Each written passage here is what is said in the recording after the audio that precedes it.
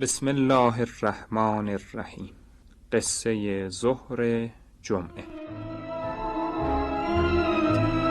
وقتی توتون مادر بزرگم تموم می شد همیشه از من میخواست که از خونه بیرون نرم. میگفت پسر جون پهلو من بشین، تو بوی توتون میدی. و من جیبامو میتکوندم، پیرنمو بر میگردوندم، ولی یک ذره توتون هیچ جا نبود. بوی توتون رو هم اصلا حس نمی کردم. تازه من در تمام عمرم حتی یه بارم سیگار نکشیده بودم. پس چرا مادر بزرگم منو با چنین حرارتی به سینه‌اش فشار میداد و میگفت که بوی سیگار میدم؟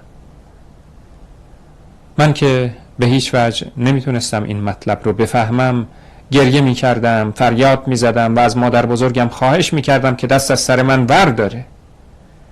با خشم و غضب سعی میکردم به پیرزن ثابت کنم که از من هیچ بویی نمیاد. فریاد میزدم این شما هستی که بوی توتون میدی، چارقد و سر تا پات بوی توتون میده، نمیخوام پهلو شما بشینم. مادر بزرگم نمیرنجید، آهسته کنار میرفت، آه میکشید و به صورت من چشم میدوخت. وقتی احساس میکردم که به من چشم دوخته نمیتونستم خودداری کنم. زیر چشمی به او نگاه میکردم و میدیدم که چقدر لاغر و نحیفه و چه صورت پر از چین و چروکی داره. اون وقت چنان دلم به حالش میسوخت که به خودم وعده میدادم شب حتما پهلوش بخوابم. بعد مادر بزرگم از نو منو در آغوش میگرفت، به سینه‌اش فشارم میداد، گریه میکرد و میگفت که من خیلی شبیه پدرم هستم، درست مثل سیبی که به دو نیم کرده باشن. او وقتی گریه میکرد همیشه همین حرف رو میزد. بعضی وقتا به خودم فکر میکردم او که میفهمه که ممکن نیست من بوی توتون بدم، پس از جون من چی میخواد؟ چرا به محض اینکه توتونش تموم میشه نمیذاره یک قدم ازش دور بشم؟ صورتشو به صورت من فشار میده و اصرار داره که من بوی توتون میدم. توتون برای مادر بزرگ من همه چیز بود. مادرم در این روزها افسرده تر از معمول بود و سعی میکرد که کمتر تو خونه بمونه. اغلب با عصبانیت به من میگفت باز توتون ته کشید. انگار گناه من بود که مادر بزرگم توتون نداشت که سیگار بکشه. من به خوبی میدونستم که کیسه توتون مادر بزرگم از پدرم برای او مونده. غیر از اون میدونستم که مادر بزرگم قبلا هیچ وقت سیگار نمیکشیده. فقط بعد از رفتن پدرم به جبهه سیگاری شده بود. مادر بزرگم بارها میگفت که پدرم چشم دیدن زنهای سیگاری رو نداره و به محض اینکه پدرم برگرده او حتما سیگار رو ترک میکنه. مادر بزرگم واقعا میخواست این عادت رو ترک کنه ولی نمیتونست. گرچه پدرم رو به اندازه‌ای دوست میداشت که هر وقت اسم او رو میآوردن گریه میکرد. در این وقت چشمای مادرم هم پر اشک میشد. عمم هم به گریه میافتاد و حتی عمو قاراش هم یواشکی اشکاشو پاک میکرد. نمیتونستم چرا تنها من نمیتونستم گریه کنم. البته امیدوار بودم که وقتی بزرگ بشم پدرم رو اون طور که باید دوست داشته باشم و وقتی از پدرم اسم ببرن منم مثل همه مردم عادی گریه کنم و بغض گلومو بگیره. ولی وقت میگذشت، کیسه توتون مادر بزرگم پر از توتون میشد و گاهی خالی از دیوار آویزون بود. خود مادر بزرگ روز به روز خمیده تر میشد و موهای مادرم بیش از پیش سفیدتر و بازم نمیتونستم گریه کنم.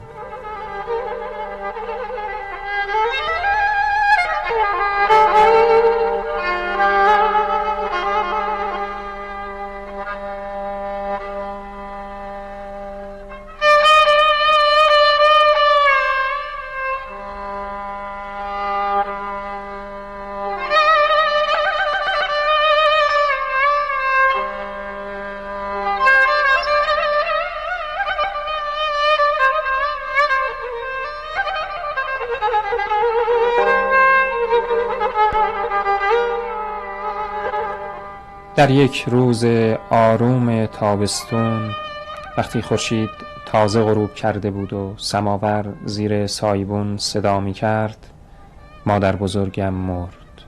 همه می گفتن پیرزن به جهان باقی رفت، خدا بیامرزدش. همینطور می گفتن که او قبل از موقع مرده، هنوز وقت مرگش نرسیده بوده. پزشک معالجش با قطعیت گفت که پیرزن رو توتون کشته. بعد از به خاک سپردنش مادرم وقتی رخت خوابش رو تو صندوق خونه میذاشت آهی کشید و گفت بیچاره رو توتون کشت. واقعا جز من هیچ کس نمیدونه که چرا مادر بزرگم مرد. او رو غم و غصه کشت. علت سیگار کشیدنش هم غم و غصه بود و اگه پدرم برمیگشت حتما این توتون لعنتی رو ترک میکرد. یه روز پیش از مرگ مادر بزرگم منو صدا کرد و دور از چشم مادرم به من دستور داد که بلافاصله بعد از مرگ او به بازار برم و توتون بخرم و کیسه توتون رو کاملا پر کنم. گفت درست تا بند کیسه همونطور که بوده اونو پر کن، فهمیدی؟ بعدم تو تاخچه از اون میخ بزرگ آویزونش کن. و نشون داد که در کدوم تاخچه و از کدوم میخ باید آویزون کنم. چندین بار نشون داد. نه، مادر بزرگ منو توتون نکشت.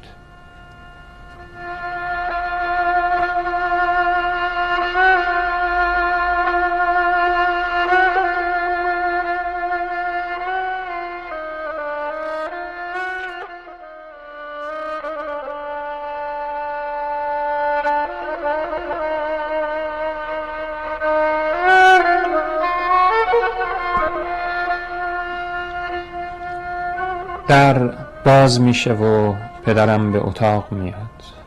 من میخوام به استقبال او بدوم، او رو در آغوش بگیرم، سرم و رو سینش بذارم و گریه کنم. ولی نه میتونم بلند شم و نه به طرف پدرم بدوم. انگار کسی محکم منو گرفته. ناگهان کیسه توتون خالی رو به یاد میارم. باید فوری بلند شد، کیسه رو از میخ کند و قایم کرد. ولی من نمیتونم تکون بخورم. چه باید کرد؟ پدرم بدون عجله پیش من میاد. خم میشه. من صورت پرموی او رو که مدت هاست اصلاح نشده میبینم. پدرم با لبهای کلفت و گرمش پیشونی منو میبوسه. من دستامو دور گردن او حلقه میکنم و در حالی که بوی توتون کاملا به مشامم میرسه سبیل زبر سیاهش رو چندین بار میبوسم. الانه که پدرم کت و شلواری رو که برای من آورده در بیاره و من کت و شلوار نو رو بپوشم. اما چرا تو کوچه و خیابون نمیدوم؟ چرا فریاد نمیزنم پدرم اومده، پدر من اومده، ای مردم بدونید پدر من برگشته، تو خونه است، من یتیم نیستم. ولی دیگه هیچ کاری نمیتونستم بکنم. نمیتونستم از میون بازوهای پدرم بیرون بیام، نه کت و شلوار رو بپوشم و نه فریاد زنان به کوچه و خیابون بدوم. از خواب بیدار شده بودم. پدرم لباش رو پیشونی من گذاشت و منو از خواب بیدار کرد. چشمم رو باز کردم و مادرم رو دیدم. خواب چنان واضح بود که اگه اولین بار این خواب رو دیده بودم حتما میپرسیدم پس پدرم کو؟ ولی این خواب رو بارها دیده بودم و به اون عادت کرده بودم. اون سبیل زبر که بوی توتون میداد، اون کت و شلوار نو قشنگ، اون قلم خودنویس غنیمت جنگی، همه اونها رو اونقدر دیده بودم که تو خوابم میفهمیدم که خوابه. از خواب که بیدار شدم فوراً حرف شب قبل مادرم رو به یاد آوردم. اون روز من میبایست به شهرستان میرفتم و میفهمیدم که چرا حقوق ماهیانه ما رو هنوز نفرستاده بودن. میبایست پیش دایی قیجی میرفتم، کلاهمو بر میداشتم و با ادب سلام میکردم. اگه دایی قیجی اجازه ورود میداد میبایست مؤدبانه میگفتم این ماه حقوق ماهیانه ما کمی دیر شده. اگه باعث زحمت شما نیست ممکنه تحقیق کنید ببینید چرا. مادرم مریضه، نمیتونه بیاد. شاید حالا پول نیست. اگه اینطوره ناراحت نشید، یه جوری میگذرونیم. اون وقت دایی قیجی دفتر حسابش رو باز میکرد و فوراً معلوم میشد که مدت هاست پول رو فرستادن، ولی ظریفه باز هم ابلاغیه رو گم کرده. دایی قیجی منو پیش ظریفه میفرستاد. ظریفه ابلاغیه رو پیدا میکرد و منو پیش دایی سلیم میفرستاد. من امضا میکردم و دایی سلیم پولها رو میداد. بعد از گرفتن پول من حتما میبایست به مغازه میرفت. 1.5 کیلو قند و 2 بسته چایی میخریدم. بعد به بازار میرفتم و 1 کیلو نخود و 1 چارک گوشت میگرفتم. دست و رومو با دقت خاصی شستم. خورشید هنوز در نیومده بود و اتاق کمی تاریک بود. سماور روی میز قلقل می جوشید. مادرم عصبانی به نظر می اومد. لابد برای اینکه مجبور شده بود صبح به اون زودی منو بیدار کنه. مادرم 4 تا تخم مرغ تو سماور آب پس کرد. 2 تا رو به من داد تا بخورم و 2 تای دیگر رو تو دستمال پیچید. بعدم حرفای دیشبش رو کلمه به کلمه تکرار کرد. وقتی گرسنه شدی بشین یه تهبندی بکن. نونی بخور. تو بازار آب نخور. اگه خوردی به خونه بر نگرد. اگه تشنه شدی برو قهوه خونه چایی بخور. اصلا بهتر چایی هم نخوری. همینجا تو خونه هر چی میخوای بخور. با اینکه تو قندون دیگه حتی یه حب قندم نمونده بود، 3مین استکان چایی رو برای من ریخت. چایی رو که خوردم بدون معطلی راهی شهر شدم. تو اداره بعد از اینکه احترام‌های لازم رو به جا آوردم ازم پرسیده شد اسم خانوادگی چیه پسر جون؟ گفتم سلیموف. دایی قیجی گفت سلیموف؟ دیگه حقوق به تو تعلق نمیگیره. با تعجب پرسیدم چطور تعلق نمیگیره؟ اون جواب داد خیلی ساده، تعلق نمیگیره. تو حالا بزرگ شدی و خودت باید کار کنی و پول در بیاری. والسلام. نفسم بند اومد. با وحشت به دایی قیجی نگاه کردم. در تمام سالهای یتیمیم حتی یک بارم خودم این طور در مونده حس نکرده بودم. میخواستم فریاد بزنم پدر جون آخه چطور چنین چیزی میشه؟ چطور چنین چیزی میشد؟ من بزرگ شده بودم ولی تا اون وقت اونطور که باید پدرم رو دوست نداشتم. یک بار برای او گریه نکردم. هنوز کیسه توتون مادر بزرگم رو پر از توتون نکرده بودم. نه به این دلیل که پول نداشتم. بعد از مرگ مادر بزرگم ما بارها حقوق گرفته بودیم. من توتون نمی خریدم چون دیگه باور نداشتم که پدرم برگرده.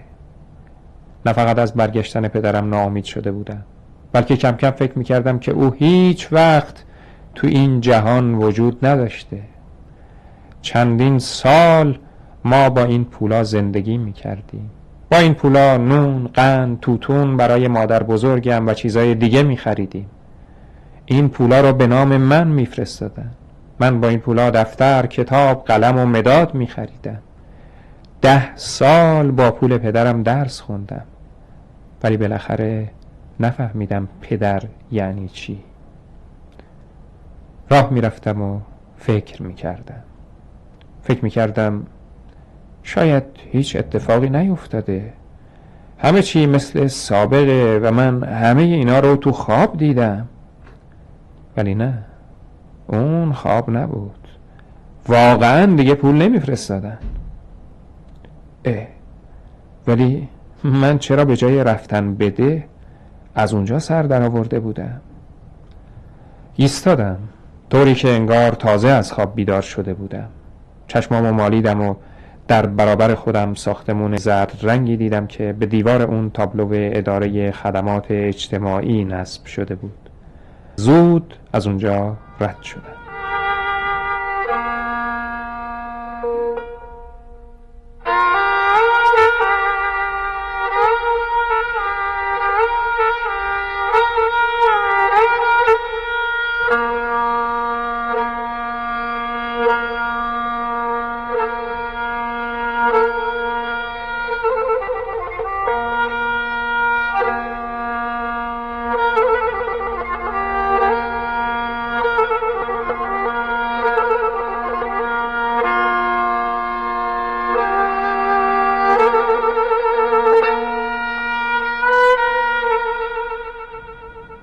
بدون رعایت آداب و رسوم سلام کردم. حتی کلاهم رو بر نداشتم. بدون رعایت تشریفات وارد دفتر رئیس کارخونه شدم و فقط وقتی وارد شدم ترس برم داشت. رئیس کارخونه وقتی دید من خجالت میکشم لبخندی زد و با مهربونی گفت بیا تو جوان، بیا تو، بفرما بشین. نشستم. پرسید خب پسر جون بگو ببینم چه فرمایشی داری؟ سکوت کرده بودم و قادر نبودم کلمه ای حرف بزنم. او گفت لابد برای کاری اومدی؟ اعتماد به نفس بیشتری در خودم حس کردم و نگاه امیدوارم رو به رئیس کارخونه دوختم و گفتم بله، من ممکنه تو کارخونه به من کاری بدید؟ رئیس گفت چرا ممکن نباشه؟ البته که ممکنه. برای چنین جوون عاقلی همیشه تو کارخونه کار پیدا میشه. اهل کجایی؟ گفتم اهل سویودلی. پرسید پسر کی هستی؟ جواب دادم پسر سلیمه. رئیس کارخونه لبخندی زد و بعد خندید و گفت پسر سلیمه؟ عجب آدمی هستی. چی بهت بگم؟ و قاه قاه خندید. ولی وقتی دید که من به کلی دست و پامو گم کردم سرشو به طرف پنجره برگردوند و با تبسم گفت خجالت نکش پسر جون، من به تو نمیخندم، ولی بعد از این وقتی که میپرسن پسر کی هستی باید اسم پدرت رو بگی. من به زحمت تونستم بگم اسم پدرمو؟ شما که پدر منو نمیشناسین. باز هم میبایست توضیح میدادم که من پدر ندارم. پدرم مرده، تو جنگ شهید شده.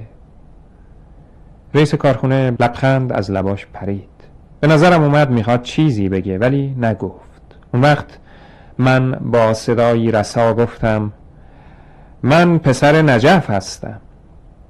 او پرسید پسر نجف پزشکیار؟ گفتم بله، مادرم میگه که پدرم پزشکیار بوده. رئیس کارخونه سیگاری آتیش زد و تو اتاق شروع به قدم زدن کرد. بعد پهلو من اومد و گفت پدرت آدم خوبی بود. من ساکت بودم و نمیدونستم چی بگم. شاید بایست بلند میشدم و راه خودم رو میکشیدم و میرفتم، ولی دست خالی چطور میتونستم برم؟ به مادرم چی میگفتم؟ نمیشه پیشکی. نتونستم جمله‌مو تموم کنم، در این حال که انگار رئیس کارخونه هم حرفای منو نمیشنید. نمیشه 100 روبل به من مساعده بدن، وقتی حقوق گرفتم کسر کنن. و در حالی که از گستاخی خودم تعجب کرده بودم وحشت زده به رئیس کارخونه چشم دوختم و ادامه دادم اجازه میدید برم؟ فردا میتونم سر کار بیام؟ رئیس کارخونه با حالتی پریشون گفت بیا میتونی. من بلند شدم و آهسته به طرف در به راه افتادم. گمان میکردم که حتما منو صدا میزنه. همین طورم شد. تا دستگیره در رو گرفتم یه دفعه رئیس کارخونه با صدایی بلند گفت پسر جون کجا میری؟ مثل این که چیزی گفتی. گفتم مساعده میخواستم در حدود 100 روبل. یقین داشتم که رئیس کارخونه صندوقدار رو احضار میکرد و دستور میداد که 100 روبل مساعده برای من بنویسه و بعد برای گرفتن این پول بایست به 100 نفر مراجعه میکردم. ولی اینطور نشد. او یه اسکناس 100 روبلی از جیب خودش بیرون آورد، به طرف من دراز کرد و گفت شاگرد کریم میشی. بعد پشت سرم داد زد فعلا مای 500 روبل میگیری. در عرض نیم ساعت 100 روبل رو خرج کردم. دیگه میتونستم به خونه برم. در حالی که از خوشحالی سر از پا نمیشناختم سوت میزدم، جست و خیز میکردم، پا به دو میذاشتم و فکر میکردم این رئیس کارخونه آدم خوبیه. 500 روبل. پدرم رو هم میشناسه. همین که به یاد پدرم افتادم بی اختیار قدمام سست شد. آخه چطور چنین چیزی میشد؟ رئیس کارخونه پدر منو میشناخت و به او احترام میذاشت، ولی من اصلاً پدرم رو نمیشناختم. نفهمیدم چطور به ده رسیدم. خورشید داشت غروب میکرد. چوپونا با گله به طرف ده میروندن و گاوها ماغ میکشیدن. من از کنار قبرستون رد میشدم و برای اولین بار در عمرم کوچکترین ترسی در خودم احساس نمیکردم. حتی سر گور مادر بزرگم کمی ایستادم، طوری که انگار میتونستم با او حرف بزنم. همین حالا میرم خونه، در رو باز میکنم و با وقار و بدون عجله، همونطور که برازنده یک مرده قدم تو اتاق میذارم. کیف گوشت رو صندوق میذارم. مادرم فوری میبینه که گوشت بیشتر از 1 چارکه و البته عصبانی میشه. جالبه، وقتی من همه چی رو براش شرح بدم چی میگه؟ ولی همه چی به عکس شد. مادرم رو تو کوچه دیدم. لابد از مدتها پیش انتظار منو میکشید، چون با مهربونی ازم استقبال نکرد، بلکه با قیافه جدی گفت تا حالا کجا بودی؟ چیزی نگفتم. لابد تا اون وقت مادرم چند بار سماور رو آتیش انداخته بود. برام چایی ریخت. درست مثل جلسه امتحان دلم شور میزد و با بی صبری منتظر بودم که بالاخره کی مادرم به کیف نگاه میکنه. بالاخره کیف رو برداشت. سرمو برگردوندم و سعی میکردم هرچی ممکنه خودمو بی‌اعتنا نشون بدم. با لحنی عصبانی گفت خون خراب، این چیه؟ این توتون رو از کجا آوردی؟ از جا پریدم و 2 دستی به کیف چسبیدم. روی قند و نخود و گوشت قشر ضخیمی از توتون پاشیده شده بود. مادرم زل به من نگاه کرد و دوباره پرسید این توتونا رو از کجا آوردی؟ کی بهت داده؟ من سکوت کرده بودم. مادرم دیگه هیچی نپرسید.